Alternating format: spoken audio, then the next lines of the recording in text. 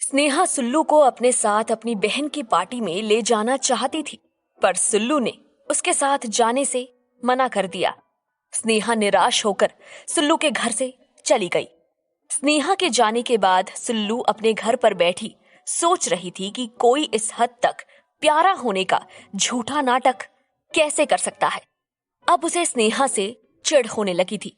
वो फिर से सारी बातों को सोचकर डिप्रेस सा फील करने लगी थी और इस बारे में किसी से बात करना चाहती थी। इसलिए उसने राज को कॉल किया ताकि उसे फैशन हाउस में इन 2 दिनों में क्या हुआ ये भी पता चल जाए। राज ने सुल्लू का कॉल देखा तो उसे थोड़ा आश्चर्य हुआ। उसने तुरंत कॉल पिक किया और कहा, कैसी हो सुल्लू? सुल्लू ने जवाब दिया, मैं ठीक हूं, तुम कैसे हो? फैशन हाउस में सब कैसे हैं और वहां सब कैसा चल रहा है? तुम पर तो वर्कलोड बढ़ गया होगा ना? राज ने सुनकर हंस दिया और बोला, कौन सा वर्कलोड? कैसा वर्कलोड? तुम क्या बात कर रही हो? सुल्लू हैरानी से बोली, अब तो तुम फैशन हाउस के सीईओ हो तो वर्कलोड तो होगा ही ना, उसी वर्कलोड की बात कर रही हूं। इस बात के जवाब में राज ने स्नेहा के साथ हुई उसकी डिस्कशन सुल्लू को बता दी। सुल्लू को यह सब सुनकर बहुत ज्यादा गुस्सा आया। अब उसे स्नेहा से उतनी ही चिढ़ हो रही थी जितना वो कभी उससे प्यार करती थी। राज ने उससे पूछा, अच्छा मेरी छोड़ो, तुम बताओ तुम्हारी छुट्टियां कैसी बीत रही हैं? अब तुम थोड़ा रिलैक्स फील कर रही हो या नहीं?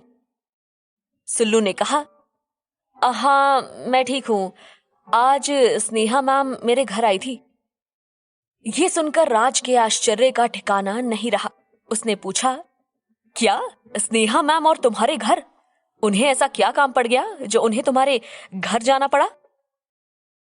सुल्लू ने स्नेहा मैम के उसके घर आने का कारण राज को बताया और वो सारी बातचीत भी जो उनके बीच हुई थी।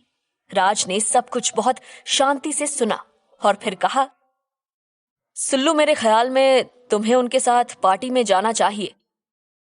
सुल्लू ने कहा, ये तुम क्या कह रहे हो राज?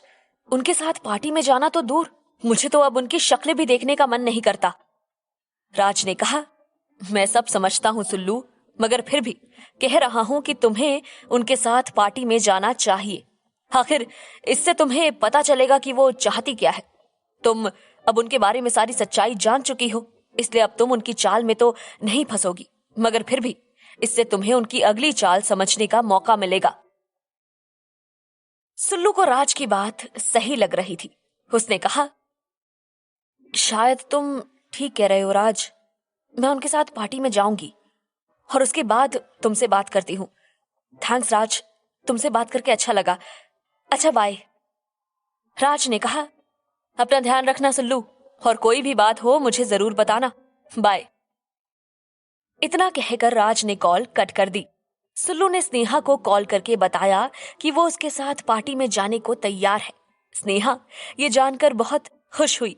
उसे लग रहा था कि कल वो किसी भी हालत में सुल्लू को मना ही लेगी, पर उसे नहीं पता था कि कल का दिन क्या सरप्राइज लेकर आने वाला था।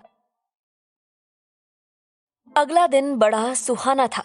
रात को थोड़ी बारिश हुई थी और सुबह खिली धूप में सारी दुनिया धुली धुली सी नजर आ रही थी। पता नहीं क्यों, पर आज अभय को कुछ उठने में देरी हो गई थी। उसने बिस्तर से उठकर घड़ी देखी। सुबह के 9:30 बज रहे थे।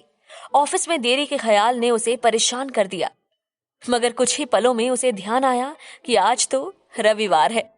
अभय ने चिल्लाकर नीलम जी को चाय बनाने के लिए कहा और बाथरूम में घुस गया।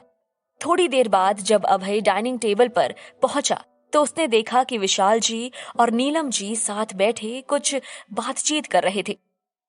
आमतौर पर सुबह सुबह ये दृश्य देखने को नहीं मिलता था, क्योंकि विशाल जी को ऑफिस जाने की जल्दी होती थी और माँ घर के कामों में बिजी होती थी। उन्हें देखकर ही अभय को लगा कि कोई ना कोई महत्वपूर्ण बात चल रही है। अभय ने कुर्सी पर बैठकर कहा, गुड मॉर्निंग पापा, गुड मॉर्निंग मम्मा। विशाल जी उसे देखकर मुस्कुरा दिए और बोले, आज तो बहुत देर तक सोई हो चुन्नू, क्या बात है? अभय ने चाय का कप उठाते हुए कहा, वैसे ही पापा, बस आज नींद नहीं खुली।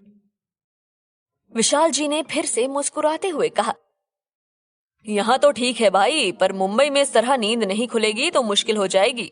वहां तो local train time to time चलती है और आदमी की जिंदगी समय की कैद में रहती है।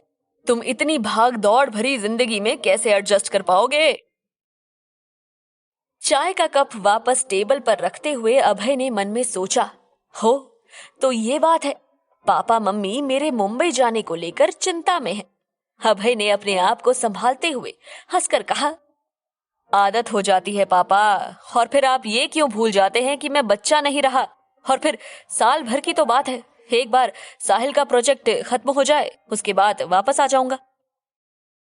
अब की बार सवाल नीलम जी ने किया, लेकिन चुन्नू, खाना पीना, घर संभालना और ढेरों काम होते हैं। जीवन में तो केवल नौकरी ही तो नहीं होती ना। अनजान शहर में अचानक जाकर गृहस्थी बसाना कोई मजाक नहीं होता। सुबह सुबह अपने माता पिता की ये चिंता अभय को भली लग रही थी, मगर उसके दिमाग में ये सवाल भी आ रहा था कि अचानक आज ये बात क्यों उठी। ऐसा क्या हो गया है जो मम्मी पापा सुबह सुबह इस टॉपिक पर चर्चा कर रहे हैं। उसने बहुत कोशिश की, लेकिन वो अपने आप से जवाब नहीं ढूंढ पाया। तभी विशाल जी ने उसकी तरफ देखते हुए कहा, चुन्नू, शादी के बारे में तुम्हारा क्या विचार है? और अभय तुरंत समझ गया कि माजरा क्या है।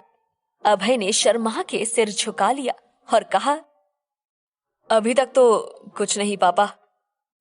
विशाल जी ने गंभीर आवाज में कहा, देखो चुन्नू, हमने आज तक तुम पर कोई बंदिश नहीं लगाई, किसी बात से रोका ना ही कभी टोका।